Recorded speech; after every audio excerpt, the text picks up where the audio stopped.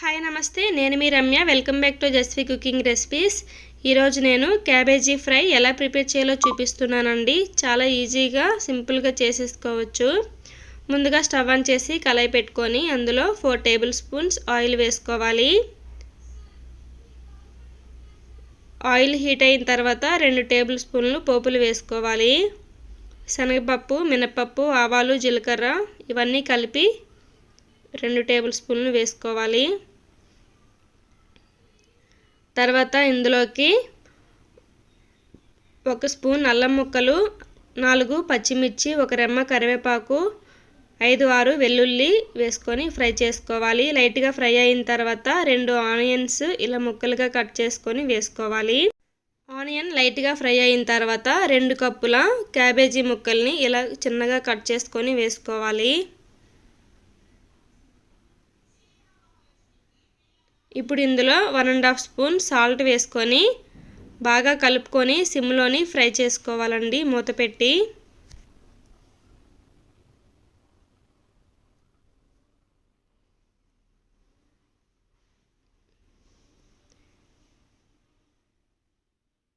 మూత పెట్టి ఒక 10-15 నిమిషాలు ఇలా మగ్గించుకుంటే సరిపోతుంది. ఒకసారి బాగా కలుపుకొని మూత పెట్టి మళ్ళీ ఒక 10 నిమిషాలు మగ్గించుకుందాం. ఇందులో ఉన్న వాటర్తోనే మనకి క్యాబేజీ కుక్ అయిపోతుందండి. 10 నిమిషాల తర్వాత మూత తీసి ఇక మూత పెట్టకుండానే ఫ్రై మొత్తం రెడీ అయినంత వరకు ఫ్రై చేసుకోవాలి.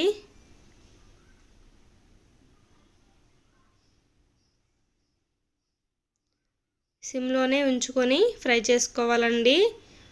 ఇప్పుడు ఇందులో 1/2 టీ స్పూన్ పసుపు వేసుకోవాలి. ఈ విధంగా వేగిన తర్వాత వేసుకోవాలి. ఇందులో ఇంకా మనం కారం వేసుకోమండి. మనం వేసే పచ్చిమిర్చి కారం సరిపోతుంది. కారం వేసుకోవాలనుకుంటే పచ్చిమిర్చి ఒక 2 వేసుకొని 1/2 టీ స్పూన్ కారం వేసుకుంటే సరిపోతుంది.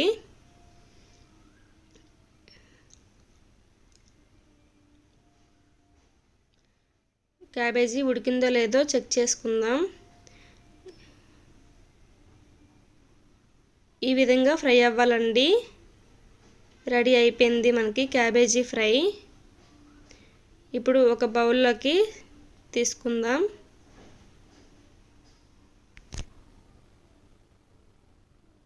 చాలా సింపుల్గా రెడీ అయిపోతుందండి.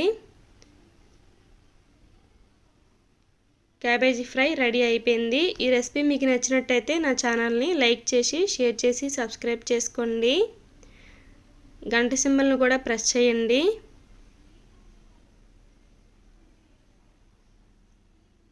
Thank you for watching.